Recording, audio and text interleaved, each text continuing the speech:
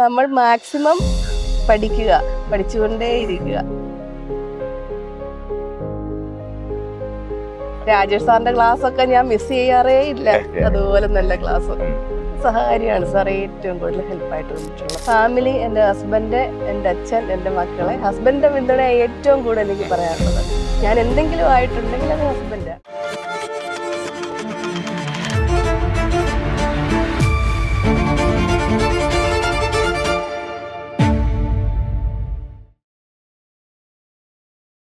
കേരള ബാങ്കിൻ്റെ success story series സഹകാരി race plus continue ചെയ്യുകയാണ്.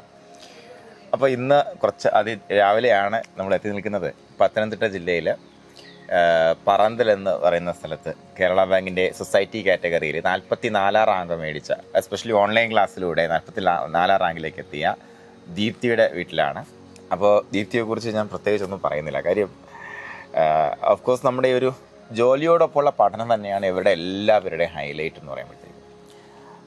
ദീപ്തി, വീട്ടിൽ ആരാണ് സഹായിക്കാനുള്ള? ആരെങ്കിലും? അല്ല, ഞാൻ മാത്രമേ ഉള്ളൂ. നമ്മൾ മാത്രമാണ് ഉള്ള വീട്ടമ്മയും ഒപ്പം ജോബും ഒപ്പം 2 കുട്ടികളുടെ മാതാവും ഒക്കെ ആയിട്ടുള്ള ദീപ്തിയുടെ ആ ഒരു പഠനവിശേഷങ്ങളാണ് നമ്മളിന്ന് പങ്കുവയ്ക്കുന്നത്.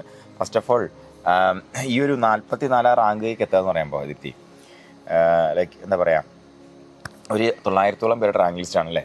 അപ്പോൾ ആ ഒരു വിജയത്തിൻ്റെ നമുക്ക് ഏറ്റവും കൂടുതൽ ഹെൽപ്പായിട്ട് നിന്ന ആരാ ദീപ്തി?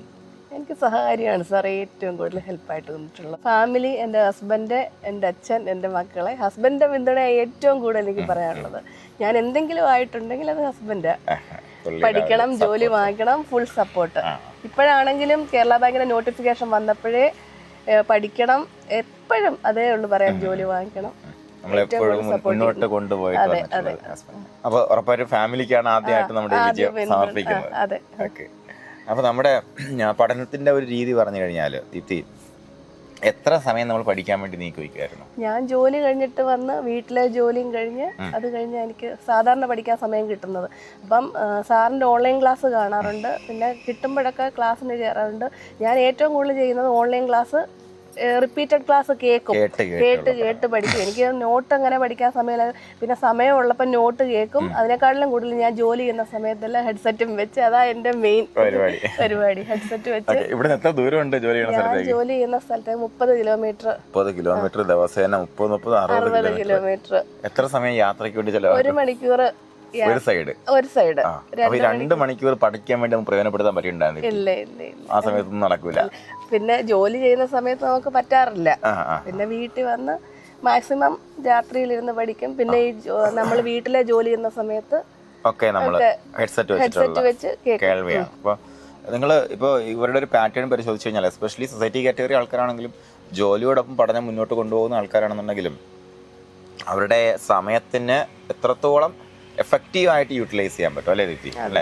അപ്പോൾ നമുക്ക് എക്സ്ക്യൂസും പറഞ്ഞുകൊണ്ട് ഇരിക്കാൻ പറ്റുന്ന ആൾക്കാർ, അല്ലെങ്കിൽ പഠിക്കാൻ വേണ്ടി സമയം കിട്ടിയിട്ട് പഠിക്കാന്ന് വിചാരിച്ചാൽ നടക്കത്തില്ല.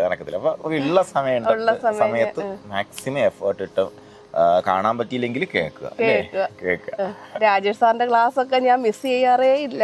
അതുപോലെ നല്ല ക്ലാസ്. അതുപോലെ നമ്മൾ എല്ലാ ക്ലാസ്സും കേട്ട് എക്സാമിനേഷൻ സ്റ്റാർട്ട് ചെയ്യുന്നുണ്ടായിരുന്നു ദീപ്തി? ലാസ്റ്റ് മോഡൽ ക്വസ്റ്റ്യൻസ് ഒരുപാട് തന്ന് അതെല്ലാം പ്രിപ്പയർ ചെയ്യുന്നുണ്ടായിരുന്നു. എഴുതി പ്രാക്ടീസ് ചെയ്ത്.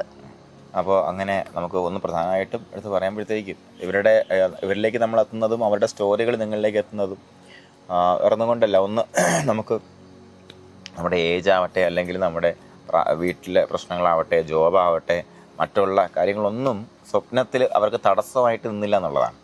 അപ്പോൾ അങ്ങനെയുള്ള ആൾക്കാരുടെ സ്റ്റോറികളാണ്. അപ്പോൾ ഒരുപാട് പേര് ഇതേപോലെ വീട്ടമ്മമാരൊക്കെ എസ്പെഷ്യലി CSCB പഠിക്കാൻ വേണ്ടി നിൽക്കുന്നിട്ട് പിന്നോട്ട് പോകുന്ന ആൾക്കാരുണ്ട്. CSCB എഴുതി കയറിയാളല്ലേ? 2015 ജോലി കയറിയാളാണ്. ഓക്കെ. അപ്പോൾ അവർക്ക് കൊടുക്കാനുള്ള സന്ദേശം എന്താണ് ദീപ്തി? നമ്മൾ മാക്സിമം പഠിക്കുക, പഠിച്ചുകൊണ്ടേയിരിക്കുക. പഠിച്ചാൽ നമ്മൾ മാക്സിമം മെനക്കെട്ട് പഠിച്ചു കഴിഞ്ഞാൽ നമുക്ക് നേടാവുന്നതായിട്ടൊന്നുമില്ല. എൻ്റെ സ്റ്റോറി അത് തന്നെ. ഞാൻ എഫേർട്ട് എടുത്തു. അതിൻ്റെ ഒരു ഔട്ടാണ് വന്നിരിക്കുന്നത്. അപ്പോൾ എല്ലാ കൂട്ടുകാർക്കും വിജയാശംസകൾ. നന്ദി.